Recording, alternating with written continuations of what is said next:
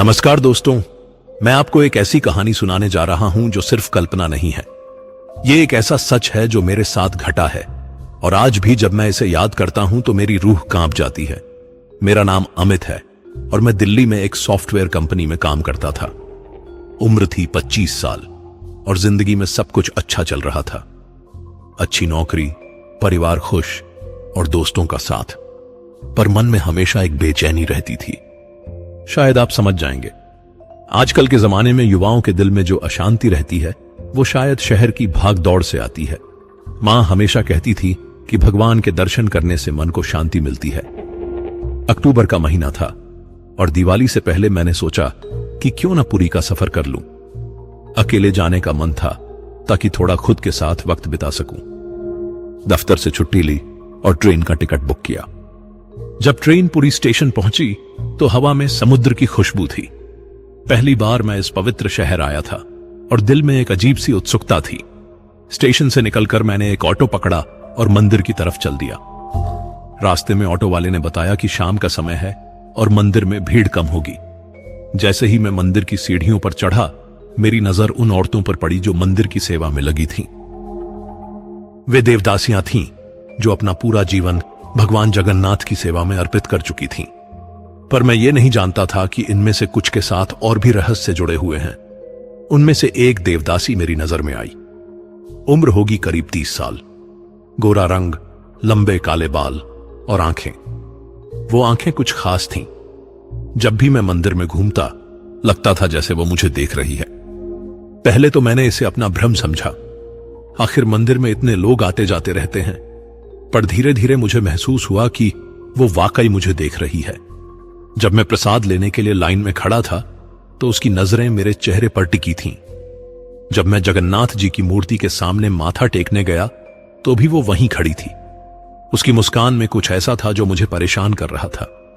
मैं भक्ति में डूबने की कोशिश कर रहा था, पर मेरा मन बार बार उस देवदासी की तरफ जा रहा था। उसके चेहरे की मुस्कान, उसकी चाल और सबसे ज्यादा उसकी वो आंखें जो जैसे मेरी आत्मा को पढ़ रही थीं। मैंने खुद को समझाने की कोशिश की कि यह सब मेरा वहम है। आखिर मैं एक पवित्र जगह पर हूं, यहां ऐसे ख्याल नहीं आने चाहिए। शाम हो गई थी और आरती का समय था। हजारों भक्त एक साथ भगवान के नाम का जाप कर रहे थे। घंटियों और शंख की आवाज, धूप अगरबत्ती की खुशबू और भक्तों के गीत, सब मिलकर एक दिव्य माहौल बना रहे थे। पर मैं पूरी तरह से उस माहौल में खो नहीं पा रहा था। आरती के दौरान मैंने देखा कि वो देवदासी भी वहां थी। वो एक कोने में खड़ी होकर आरती में शामिल हो रही थी, पर उसकी नजरें मुझ पर ही टिकी थीं। इस बार उसने मुझसे आंख मिलाई और मुस्कुराई। वो मुस्कान, वो मुझे कुछ इशारा दे रही थी। आरती खत्म होने के बाद जब मैं मंदिर से बाहर निकला तो मन में एक अजीब सी बेचैनी थी। मैंने सोचा था कि मंदिर जाने से मन को शांति मिलेगी, पर उल्टे मैं और परेशान हो गया था। रास्ते में मैंने एक चाय की दुकान पर रुककर चाय पी। दुकान वाला बूढ़ा आदमी था और उसने पूछा कि कैसा लगा मंदिर। मैंने कहा कि बहुत अच्छा लगा, पर मन में कुछ अशांति है। वो बूढ़ा आदमी मेरी तरफ देखने लगा और फिर धीमी आवाज में बोला, बेटा, पुरी सिर्फ भक्ति का शहर नहीं है। यहां कुछ ऐसी शक्तियां भी हैं जो भटके हुए लोगों को अपने जाल में फंसा लेती हैं। तुम्हारे चेहरे पर जो परेशानी दिख रही है वो मैंने पहले भी देखी है कई लोगों में। मैंने पूछा कि इसका क्या मतलब है। वो बोला, कुछ नहीं बेटा, बस सावधान रहना। रात को अकेले मत घूमना और अगर कोई अजनबी औरत मिले तो उससे बात ना करना। मैंने उसकी बात को हवा में उड़ा दिया। आखिर आज के जमाने में कौन इन सब बातों पर यकीन करता है।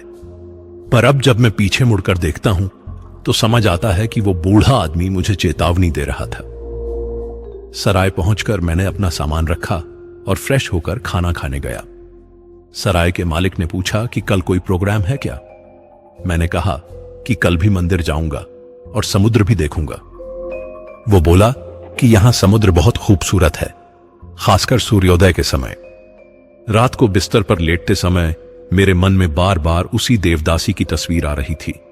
उसकी मुस्कान, उसकी नजरें और वो इशारे जो वो मुझे दे रही थी। मैं समझ नहीं पा रहा था कि यह सब क्यों हो रहा है। मैं तो सिर्फ भगवान के दर्शन करने आया था। नींद आने में देर हुई और जब आखिर में नींद आई भी तो सपने में भी वही देवदासी नजर आई। वो मुझसे कह रही थी, तुम बहुत दिनों बाद यहां आए हो, मैं तुम्हारा इंतजार कर रही थी। सपने में मैं उससे पूछ रहा था कि वो मुझे कैसे जानती है, पर वो सिर्फ मुस्कुराती रही।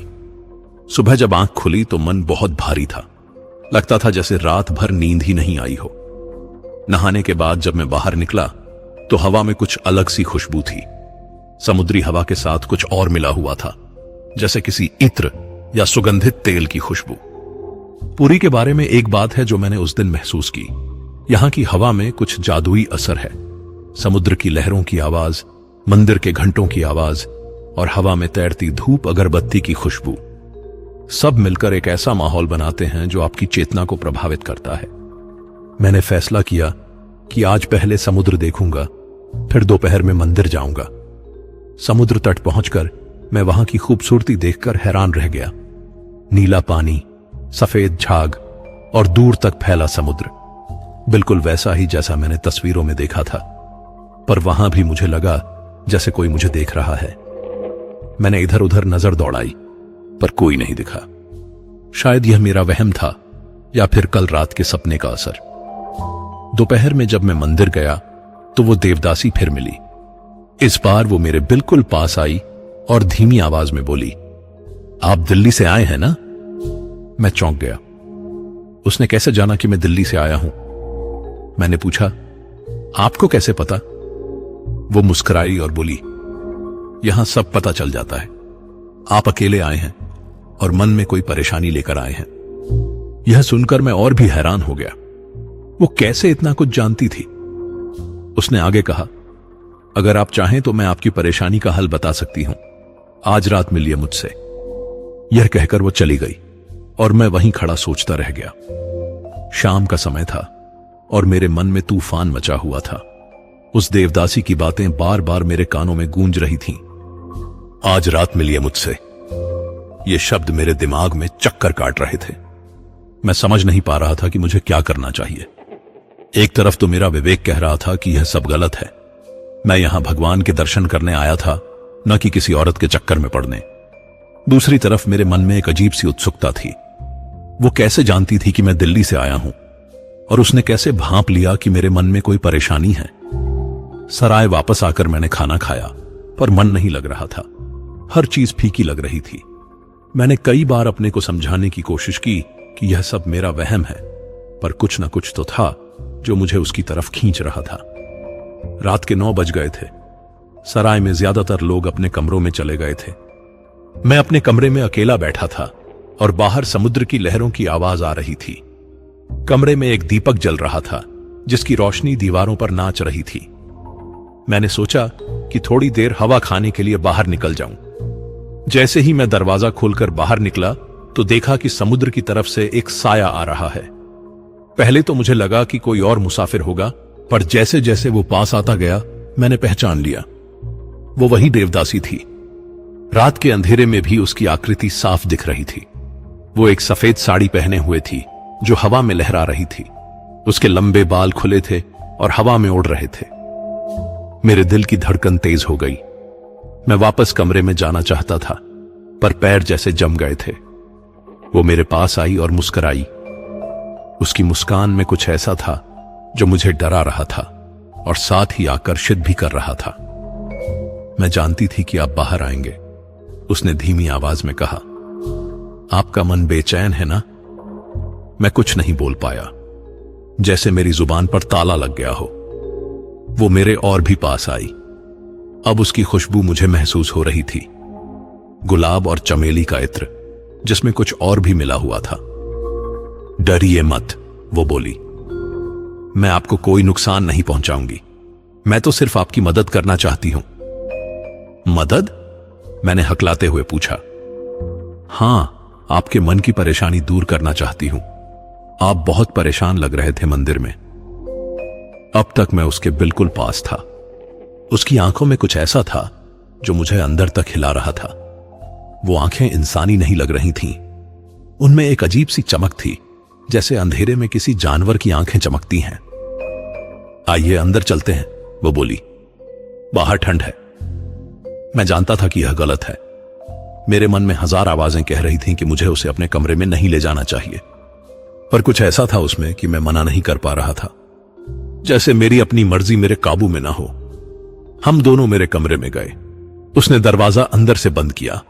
कमरे में अब उसकी खुशबू भर गई थी। वो दीपक के पास जाकर बैठ गई। दीपक की रोशनी में उसका चेहरा और भी खूबसूरत लग रहा था, पर साथ ही डरावना भी। आपका नाम अमित है ना? उसने पूछा। मैं चौंका। मैंने उसे अपना नाम नहीं बताया था। आपको कैसे पता? वो हंसी। उसकी हंसी में कुछ अजीब सा संगीत था। मुझे बहुत कुछ पता है आपके बारे में। आप सॉफ्टवेयर कंपनी में काम करते हैं। आपकी एक गर्लफ्रेंड थी जिसने आपको छोड़ दिया। इसी वजह से आप परेशान हैं और यहां शांति पाने आए हैं। मेरे होश उड़ गए। यह सब वो कैसे जानती थी? मैंने किसी को यहां अपनी पर्सनल लाइफ के बारे में नहीं बताया था। आप ये सब कैसे जानती हैं? मैं डरते हुए बोला। मैं बहुत कुछ जानती हूं अमित। मैं जानती हूं कि आप अकेले हैं, उदास हैं और किसी की तलाश में हैं। मैं आपको वो सब दे सकती हूं जिसकी तलाश आप कर रहे हैं। वो धीरे धीरे मेरे पास आने लगी। उसकी आंखों में अब वो अजीब चमक और भी तेज हो गई थी। मैं पीछे हटना चाहता था, पर कमरा छोटा था और जल्दी ही मैं दीवार से टिक गया। डरिए मत, वो फुसफुसाई। मैं आपको वो खुशी दूंगी जो आपको कभी नहीं मिली। उसका हाथ मेरे गाल पर आया। उसका स्पर्श बर्फ की तरह ठंडा था, पर साथ ही जलता हुआ भी लग रहा था। मैं हिलना चाहता था, पर हिल नहीं पा रहा था, जैसे मेरे शरीर पर किसी ने कोई मंत्र डाल दिया हो। आपको पता है कि मैं कौन हूं? उसने पूछा। मैं सिर्फ उसको देखता रह गया। बोल नहीं पा रहा था।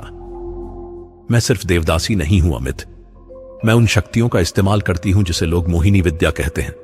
मैं मर्दों के दिल और दिमाग को अपने काबू में कर सकती हूं। यह सुनते ही मेरे रोंगटे खड़े हो गए। मुझे वो बूढ़े चाय वाले की बात याद आई जिसने मुझे चेतावनी दी थी। आप मुझसे दूर रहिए, मैं हकलाते हुए बोला। वो हंसी। अब तो बहुत देर हो गई है अमित। आप मेरे जाल में फंस चुके हैं। अब आप वही करेंगे जो मैं चाहूंगी। कमरे की हवा अचानक भारी हो गई। दीपक की लौ अजीब तरीके से नाचने लगी। मुझे लगा जैसे कमरे में हम दोनों के अलावा कोई और भी मौजूद है। एक अदृश्य उपस्थिति जो मुझे चारों तरफ से घेरे हुए है। वो मेरे और भी पास आई। अब उसकी सांस मेरे चेहरे पर लग रही थी। उसकी सांस में वही अजीब खुशबू थी जो मैंने सुबह हवा में महसूस की थी। मुझे छूइए, वो फुसफुसाई। मैं नहीं चाहता था, पर मेरा हाथ खुद ब खुद उसकी तरफ बढ़ता गया। जैसे ही मैंने उसे छुआ, मेरे पूरे शरीर में एक अजीब सी लहर दौड़ गई। यह न तो सुख था और न ही दुख। यह कुछ और था, जैसे मेरी आत्मा किसी और ताकत के वश में जा रही हो। बहुत अच्छा, वो मुस्कुराई। अब आप मेरे हैं। मैं चीखना चाहता था, भागना चाहता था, पर कुछ नहीं कर पा रहा था। मैं सिर्फ उसकी आंखों में देखता रहा, जो अब लाल हो गई थीं। हां, बिल्कुल लाल, जैसे आग में जलते हुए कोयले। अब मेरी बात सुनिए, उसने कहा। कल से आप रोज शाम को मंदिर आएंगे। वहां आप मुझे खोजेंगे और रात को आप मेरा इंतजार करेंगे, समझे? मैंने सिर हिलाया। मैं नहीं चाहता था, पर कर रहा था। अच्छा बच्चा, वो बोली। अब मैं जाती हूं, पर याद रखना, अब आप मेरी संपत्ति हैं। जब तक मैं चाहूंगी तब तक आप यहीं रहेंगे। वो उठकर दरवाजे की तरफ गई। दरवाजा खोलने से पहले उसने पीछे मुड़कर देखा। कल मिलते हैं मेरे प्यारे अमित। वो चली गई और मैं वहीं खड़ा रह गया। पूरे कमरे में अभी भी उसकी खुशबू थी। दीपक की लौ अभी भी अजीब तरीके से नाच रही थी और मेरे मन में एक अजीब सा खालीपन था, जैसे मेरी अपनी मर्जी कहीं खो गई हो। मैं बिस्तर पर लेट गया, पर नींद नहीं आई। बार बार उसकी लाल आंखें दिख रही थीं। उसकी वो बात गूंज रही थी, अब आप मेरी संपत्ति हैं। सुबह जब मेरी आंख खुली तो मैं बिल्कुल टूटा हुआ महसूस कर रहा था, जैसे रात भर किसी ने मेरी ऊर्जा को चूस लिया हो। शरीर में दर्द था और सिर भारी लग रहा था। सबसे अजीब बात यह थी कि मुझे पूरी तरह से याद नहीं था कि रात को क्या हुआ था। सिर्फ कुछ टुकड़े टुकड़े दृश्य दिमाग में आ रहे थे। एक सफेद साड़ी वाली औरत, लाल आंखें, ठंडा स्पर्श और वो आवाज जो कह रही थी, अब आप मेरे हैं। पर यह सब सपना लग रहा था या सच, यह मैं तय नहीं कर पा रहा था। मैंने खुद को झकझोरा। यह सब मेरे दिमाग की उपज है, मैंने खुद से कहा। मैं बहुत ज्यादा सोच रहा हूं। यहां का माहौल, समुद्र की आवाज, अकेलापन, इन सब की वजह से ऐसे ख्याल आ रहे हैं। पर जब मैं नहाने के लिए उठा तो आईने में अपना चेहरा देखकर हैरान रह गया। मेरी आंखें धंसी हुई थीं, चेहरा पीला था और गाल पर कुछ निशान थे, छोटे छोटे लाल निशान, जैसे किसी ने नाखूनों से खरोंचा हो। यह कैसे हुआ, मैंने सोचा। मुझे तो कुछ याद नहीं। मैंने उन निशानों को छुआ, वे अभी भी जल रहे थे। जैसे ही मैंने उन्हें छुआ, अचानक से कुछ यादें वापस आईं। वो ठंडे हाथ, वो मुस्कान और वो आवाज जो कह रही थी, मुझे छूइए। मेरे रोंगटे खड़े हो गए। मैंने जल्दी जल्दी नहाया और तैयार होकर नीचे आया। सराय के मालिक ने मुझे देखते ही पूछा, क्या बात है साहब, आप ठीक तो हैं? चेहरा बिल्कुल पीला लग रहा है। कुछ नहीं, मैंने कहा, बस नींद पूरी नहीं हुई। अरे, पुरी में पहली बार आए हैं क्या? यहां ऐसा ही होता है पहली रात। समुद्र की हवा और नमी की वजह से नींद नहीं आती। आज रात अच्छी नींद आएगी। पर मुझे लग रहा था कि समुद्र की हवा की वजह से नहीं, बल्कि किसी और वजह से नींद नहीं आई थी। मैंने सोचा कि आज मंदिर नहीं जाऊंगा, बस समुद्र के किनारे बैठकर अपने दिमाग को शांत करूंगा। पर जैसे ही दोपहर हुई, मेरे मन में एक अजीब सी बेचैनी शुरू हुई, जैसे कोई मुझे कहीं जाने के लिए मजबूर कर रहा हो। मंदिर, मुझे मंदिर जाना चाहिए। यह विचार बार बार आ रहा था। मैं इसे रोकने की कोशिश कर रहा था, पर यह और तेज होता जा रहा था। नहीं, मैंने खुद से कहा, मैं आज मंदिर नहीं जाऊंगा। मुझे घर वापस जाने की तैयारी करनी चाहिए। पर मेरे पैर अपने आप मंदिर की तरफ जाने लगे। मैं रोकने की कोशिश कर रहा था, पर जैसे मेरे शरीर पर मेरा कंट्रोल न हो। यह एक बहुत ही डरावना एहसास था, अपने ही शरीर के साथ लड़ना। आखिरकार मैं मंदिर पहुंच गया, और जैसे ही मैंने मंदिर में कदम रखा, वो मुझे दिख गई। वो वहीं खड़ी थी, जैसे मेरा इंतजार कर रही हो। वो मुझे देखते ही मुस्कुराई, और उस मुस्कान को देखकर मेरा दिल तेजी से धड़कने लगा। वो मेरे पास आई। इस बार उसने एक लाल साड़ी पहनी थी। मैं जानती थी कि आप आएंगे, वो बोली। मैंने आपको बुलाया था। बुलाया था? मैं हैरान था। कैसे? मन से, वो मुस्कुराई। अब आप मुझसे जुड़े हैं अमित। मैं चाहूं तो आपको कहीं भी बुला सकती हूं। मैं भागना चाहता था, पर खड़ा था। चीखना चाहता था, पर चुप था। यह क्या हो रहा था मेरे साथ? आप मुझे डरा रही हैं, मैं धीमी आवाज में बोला। डरना नहीं चाहिए, वो बोली। मैं आपको सिर्फ खुशी देना चाहती हूं, वो खुशी जो आपको कभी नहीं मिली। उसका हाथ मेरे हाथ पर आया। उसका स्पर्श अभी भी ठंडा था, पर इस बार मुझे अच्छा लग रहा था। बहुत अच्छा, जैसे बर्फीली हवा गर्मी में राहत देती है। आइए, मेरे साथ आइए, वो बोली। कहां? एक शांत जगह, वहां हम बात कर सकेंगे। मैं जानता था कि मुझे उसके साथ नहीं जाना चाहिए, पर मेरे पैर उसके पीछे चलने लगे। हम मंदिर के एक पिछले हिस्से में गए, जहां बहुत कम लोग आते थे। वहां एक पुराना कमरा था, जिसमें कुछ पुरानी मूर्तियां रखी थीं। दीवारों पर अजीब से चित्र बने थे, नागिनों, तांत्रिकों और अजीब से देवी देवताओं के। यह क्या जगह है? मैंने पूछा। यह तंत्र साधना का स्थान है, वो बोली। यहां सदियों से मोहिनी विद्या की साधना होती रही है। कमरे में एक अजीब सी ऊर्जा थी। हवा भारी लग रही थी और एक अजीब सी गंध आ रही थी, जैसे कुछ जल रहा हो। वो एक कोने में गई और वहां से कुछ चीजें निकाली। कुछ मोमबत्तियां, एक छोटा सा तांबे का बर्तन और कुछ सूखी जड़ी बूटियां। आप यहां क्या कर रही हैं? मैंने पूछा। आपके लिए कुछ खास तैयार कर रही हूं, वो मुस्कुराई। उसने मोमबत्तियां जलाईं, तांबे के बर्तन में जड़ी बूटियां डालकर उन्हें जलाया। कमरे में एक मीठी सी गंध फैलने लगी। यह धुआं सांस में लीजिए, वो बोली। नहीं, मैं पीछे हटा। मुझे नहीं पता कि यह क्या है। यह आपको शांति देगा, आपकी सारी परेशानियां दूर हो जाएंगी। वो धुआं मेरी तरफ आने लगा। मैं रोकना चाहता था, पर नहीं रोक पा रहा था। धीरे धीरे वो गंध मेरी नाक में जाने लगी, और फिर कुछ अजीब होने लगा। कमरा घूमने लगा, दीवारों पर बने चित्र हिलने लगे, मोमबत्तियों की रोशनी अजीब रंग बिखेरने लगी। क्या क्या हो रहा है? मैं बिना होश के बोला। आप मेरे प्रभाव में आ रहे हैं। उसकी आवाज अब एक अजीब सी गूंज लिए हुए थी। अब आप पूरी तरह से मेरे हैं। मैंने देखा कि उसका चेहरा बदल रहा था। उसकी आंखें अब पूरी तरह से लाल हो गई थीं। उसके दांत नुकीले लग रहे थे। उसकी हंसी अब किसी जानवर की आवाज जैसी लग रही थी। आप इंसान नहीं हैं, मैं डरते हुए बोला। मैं देवदासी हूं, पर साथ ही एक शक्ति भी हूं जो सदियों से इस मंदिर में रहती है। मैं मर्दों की वासना और कामना को खुराक बनाती हूं, और अब आप मेरी खुराक हैं। कमरे में अचानक से ठंडक बढ़ गई। मैं अपनी सांस देख सकता था। मोमबत्तियों की लौ तेज हवा के बावजूद भी जल रही थी। मैं यहां से जाना चाहता हूं, मैंने कहा। अब बहुत देर हो गई है अमित। आप यहां से तब तक नहीं जा सकते जब तक मैं न चाहूं। वो मेरे बिल्कुल पास आई। उसकी वो अजीब खुशबू अब और भी तेज हो गई थी। उसका हाथ मेरे चेहरे पर आया। मैं आपको वो सुख दूंगी जिसकी आप हमेशा से तलाश कर रहे थे, पर इसकी एक कीमत है। क्या कीमत? आपकी आत्मा, आपकी सारी ऊर्जा, आपका सब कुछ। मैं चीखना चाहता था, पर आवाज नहीं निकली। भागना चाहता था, पर पैर नहीं हिले। मैं बस उसकी आंखों में देखता रहा, जो अब आग की तरह जल रही थी। अब आराम करिए, उसने कहा, और मुझे अपना सब कुछ दे दीजिए। कमरे में अंधेरा छाने लगा।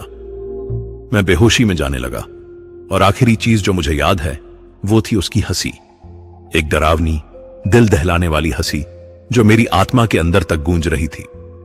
जब मेरी आंख खुली तो मैं अभी भी उसी कमरे में था, पर अब कमरा बिल्कुल अलग लग रहा था। दीवारों पर जो चित्र थे वे अब और भी साफ दिख रहे थे। उनमें औरतें और मर्द अजीब स्थितियों में थे, कुछ भक्ति की मुद्रा में, कुछ काम वासना में लिप्त।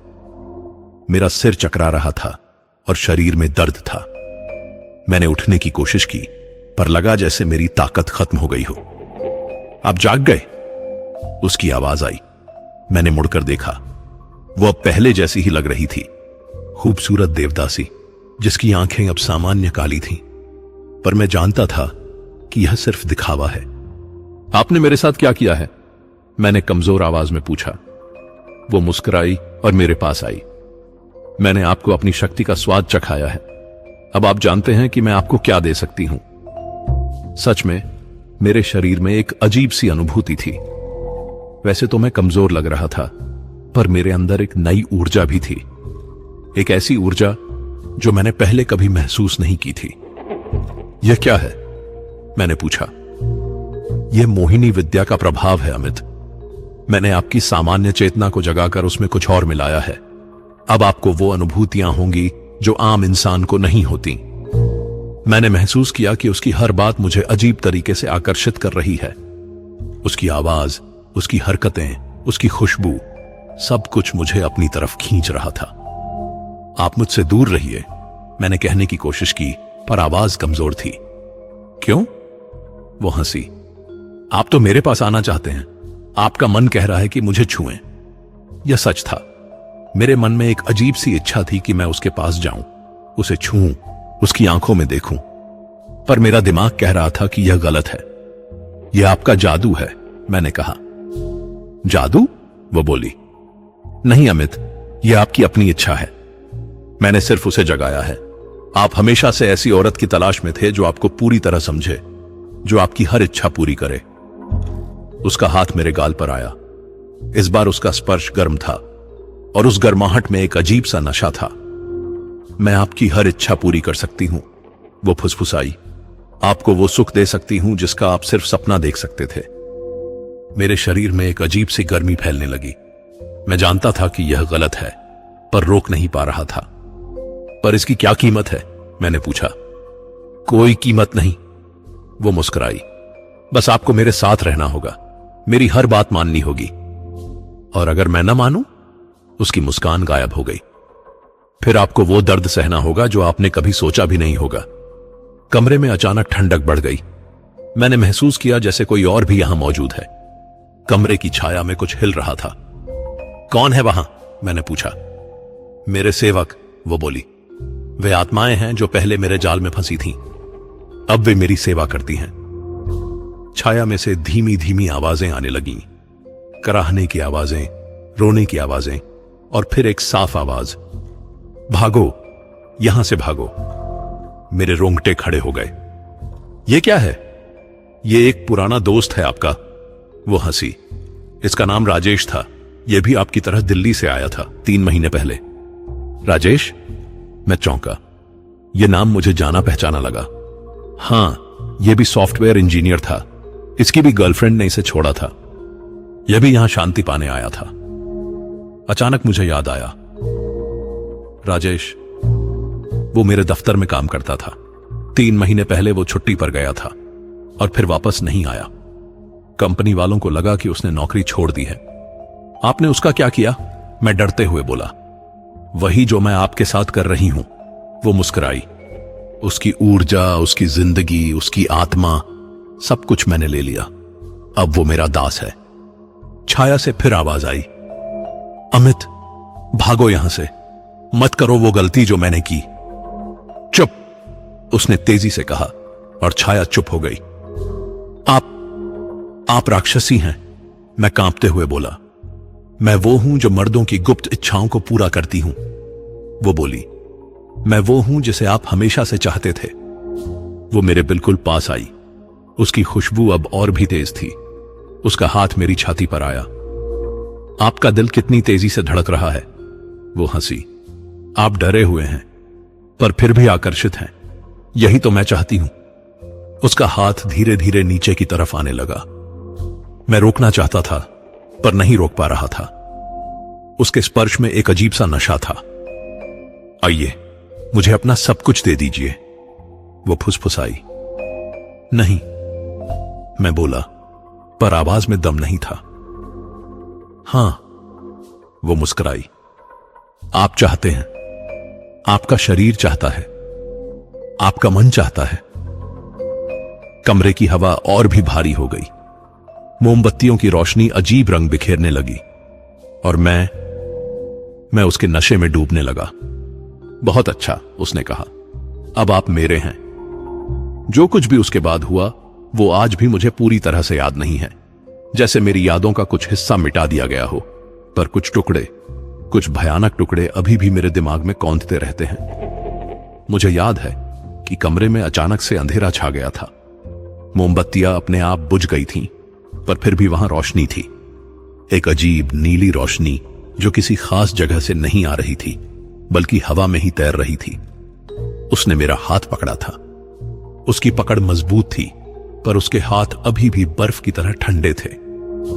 डरिए मत, वो बार बार कह रही थी। यह सिर्फ शुरुआत है।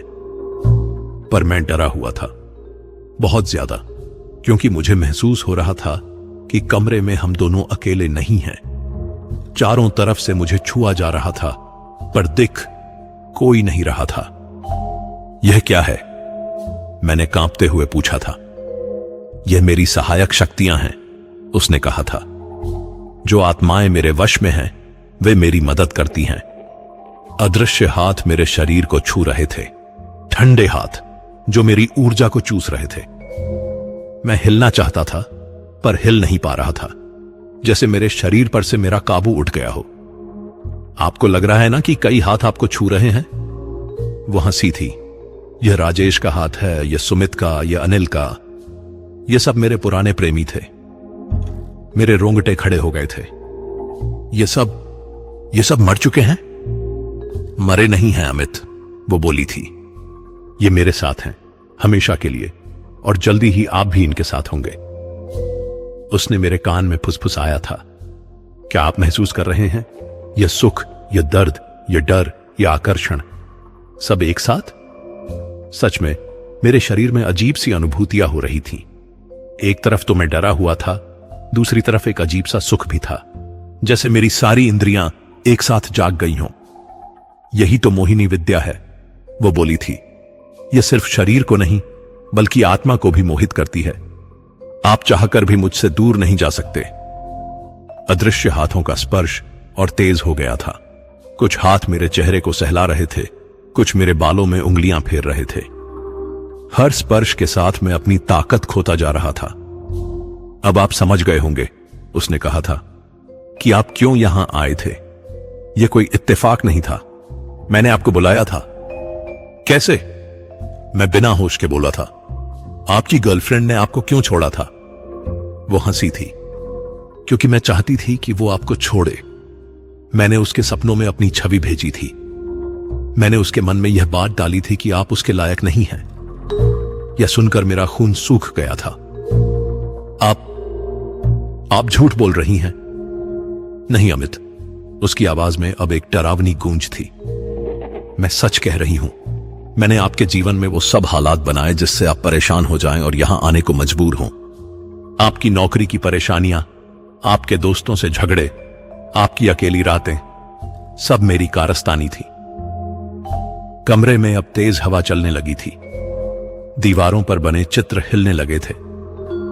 छत से अजीब सी आवाजें आ रही थीं, जैसे कोई कराह रहा हो। आप राक्षसी हैं, मैं चीखा था। मैं वो हूं जो मैं हूं, वो बोली थी। हजारों सालों से मैं यहां हूं। राजा महाराजाओं के जमाने से मैं मर्दों को अपने जाल में फंसाती रही हूं, कभी राजकुमारी बनकर, कभी नर्तकी बनकर, और अब देवदासी बनकर। अदृश्य हाथ अब मेरे पूरे शरीर पर फिर रहे थे। हर छुअन के साथ मेरी आत्मा का कुछ हिस्सा उनके साथ चला जा रहा था। मैं कमजोर होता जा रहा था। आप मुझे मार देंगी? मैंने पूछा था। मार देना? वो हंसी थी। नहीं अमित, मौत तो आसान है। मैं आपको जिंदा रखूंगी, हमेशा के लिए। आप मेरे दास बनकर रहेंगे, जैसे राजेश रह रहा है, जैसे अनिल रह रहा है। छाया से फिर आवाजें आई थीं। अमित, बचकर निकलो यहां से, हमारी गलती मत करो। चुप रहो, उसने तेजी से कहा था, और आवाजें बंद हो गई थीं। देखिए, वो मुस्कुराई थी, ये कितने प्रेम से मेरी बात मानते हैं। जल्दी ही आप भी इनकी तरह हो जाएंगे। मेरे ऊपर अब भारी दबाव आ रहा था, जैसे कई लोग मुझे एक साथ दबा रहे हों। मैं सांस नहीं ले पा रहा था। अब आखिरी चरण शुरू होगा, उसने कहा था। अब मैं आपकी आत्मा को अपने वश में करूंगी। इसके बाद आप कभी मुझसे अलग नहीं हो पाएंगे। कमरे में अचानक से तेज रोशनी हुई, एक अंधाधुंध रोशनी जिसमें सब कुछ सफेद हो गया। और उस रोशनी में मैंने देखा कि वो अब अपना असली रूप दिखा रही थी। वो इंसान नहीं थी। उसका चेहरा लंबा था, आंखें पूरी तरह लाल थीं और दांत नुकीले थे। उसके हाथ लंबे थे और उनमें नुकीले नाखून थे। उसकी आवाज में अब किसी जानवर की तरह गुर्राहट थी। अब देखिए मेरा असली रूप, वो गुर्राई। अब आप जान जाइए कि आप किसके जाल में फंसे हैं। मैं चीखना चाहता था, पर आवाज नहीं निकली। भागना चाहता था, पर पैर नहीं हिले। मैं सिर्फ उसे देखता रह गया, जो धीरे धीरे मेरी तरफ आ रही थी। अब मैं आपकी आत्मा चूसूंगी, वो बोली, धीरे धीरे, थोड़ा थोड़ा करके। इससे मुझे ज्यादा मजा आएगा। उसके मुंह से एक अजीब सी गैस निकली, नीले रंग की गैस, जो मेरी तरफ आने लगी। जैसे ही वो गैस मेरी नाक में गई, मैं बेहोश होने लगा। आखिरी चीज जो मुझे याद है, वो थी उसकी हंसी। एक डरावनी, दिल दहलाने वाली हंसी जो मेरे कानों में गूंजती रही। जब मैं अगली बार होश में आया तो सुबह हो चुकी थी। मैं अभी भी उसी कमरे में था, पर अब कमरा बिल्कुल सामान्य लग रहा था। न कोई मोमबत्तियां, न कोई अजीब गंध, न कोई अदृश्य आवाजें। मैंने उठने की कोशिश की, पर मेरा शरीर बिल्कुल कमजोर हो गया था, जैसे किसी ने मेरी सारी ताकत निकाल ली हो। मेरे हाथों पर अजीब से निशान थे, छोटे छोटे लाल दाग, जैसे किसी ने मुझे कांटों से नोचा हो। आप जाग गए? उसकी आवाज आई। मैंने मुड़कर देखा। वो वहां बैठी थी, पूरी तरह से सामान्य लग रही थी। सुंदर देवदासी, जैसे रात की घटनाएं किसी सपने की हों। यह सब सच था? मैं हकलाते हुए बोला। वो मुस्कुराई। आपको क्या लगता है? मैंने अपने शरीर को देखा। निशान अभी भी थे, दर्द अभी भी था। यह सच था। हां, वो बोली। पर यह सिर्फ शुरुआत थी अमित। आने वाली रातों में और भी बहुत कुछ होगा। मैं यहां से जाना चाहता हूं, मैं बोला।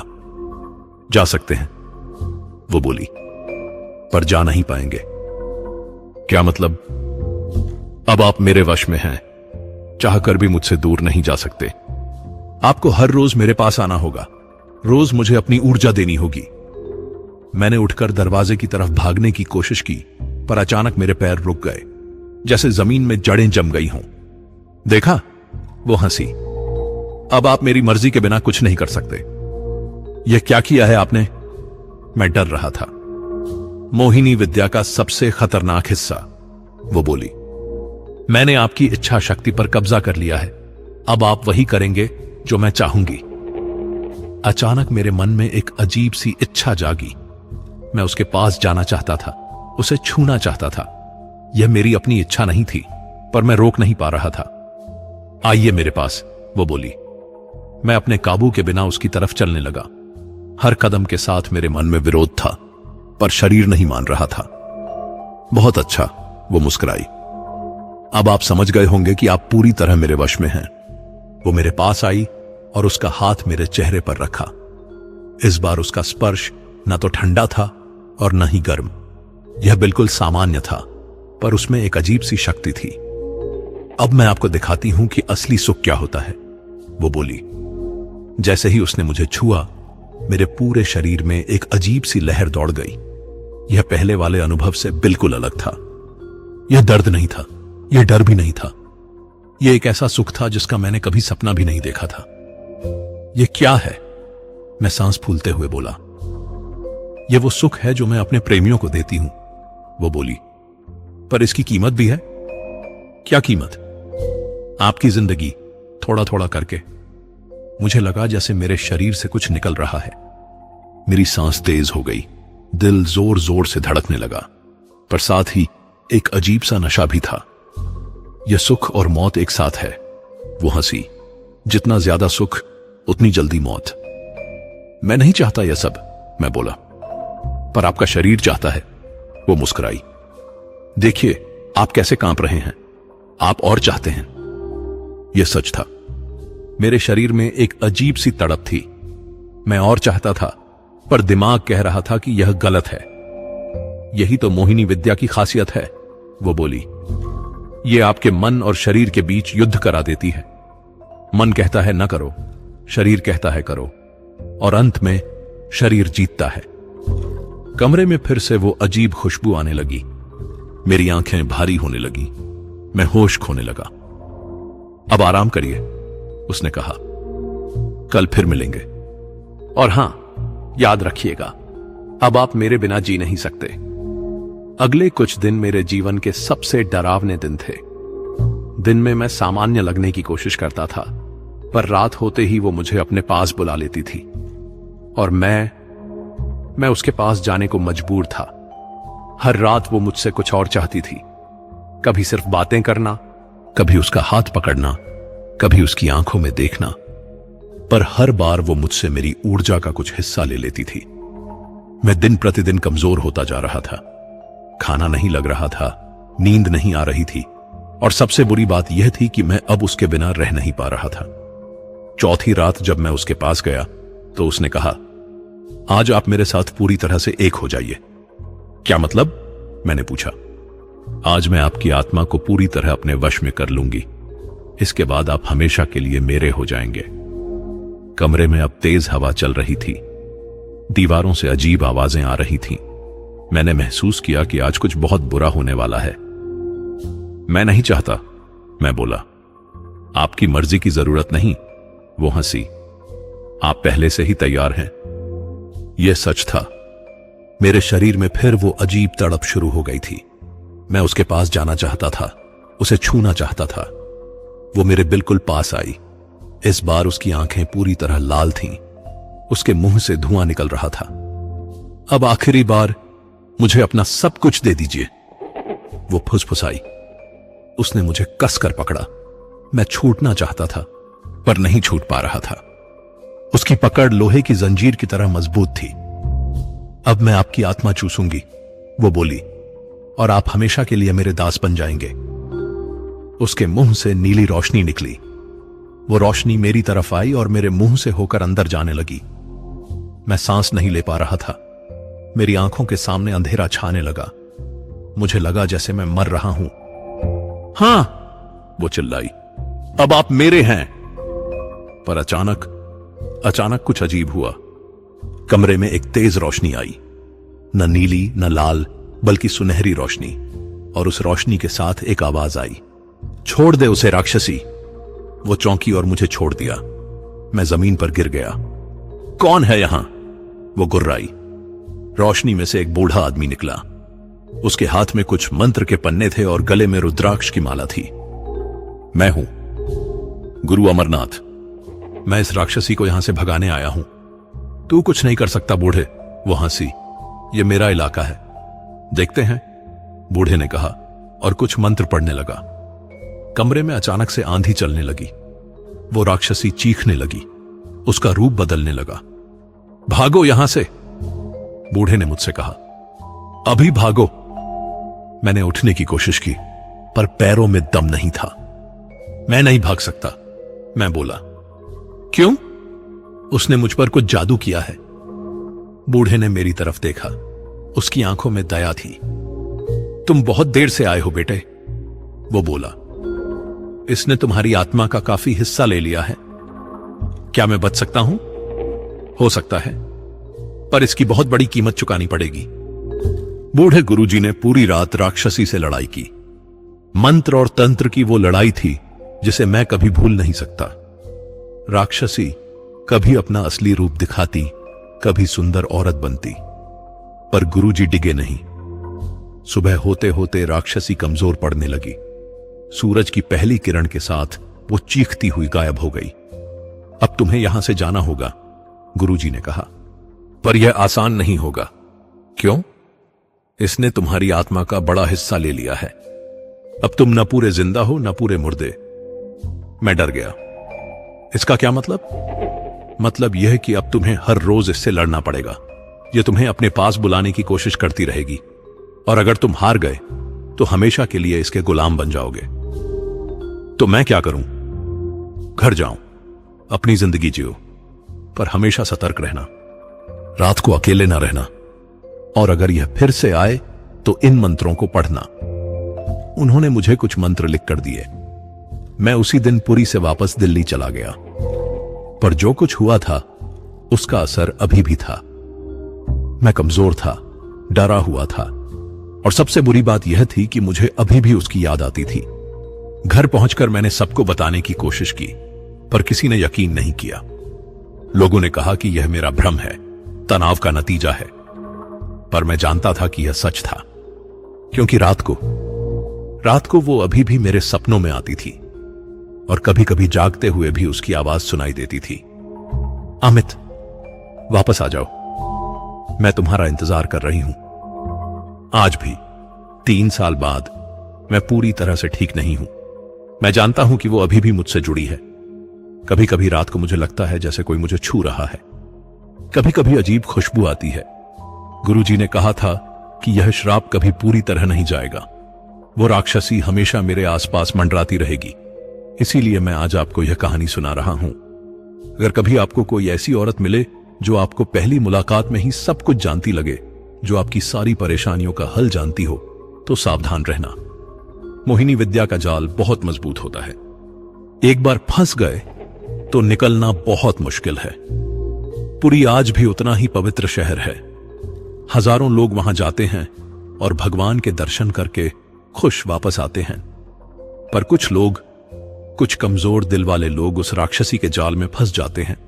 अगर आप कभी पुरी जाएं तो सिर्फ दिन में मंदिर जाइए, रात को अकेले न घूमिए, और अगर कोई अजनबी औरत आपसे मिलना चाहे तो मना कर दीजिए, क्योंकि कुछ सुख ऐसे होते हैं जिनकी कीमत आपकी पूरी जिंदगी हो सकती है। यह कहानी यहीं समाप्त होती है। अमित आज भी उस श्राप से पूरी तरह मुक्त नहीं हो पाया है। वो राक्षसी अभी भी कहीं ना कहीं उसका इंतजार कर रही है। इस कहानी से हमें सीख मिलती है कि कुछ रास्ते ऐसे होते हैं जिन पर कदम रखने से पहले 100 बार सोचना चाहिए। मोहिनी विद्या जैसी तांत्रिक शक्तियां सच में होती हैं, और उनका शिकार बनना बहुत आसान है। आप कमेंट में बताइए कि यह कहानी कैसी लगी, और हां, अगर आप कभी पुरी जाएं तो इस कहानी को याद रखिएगा।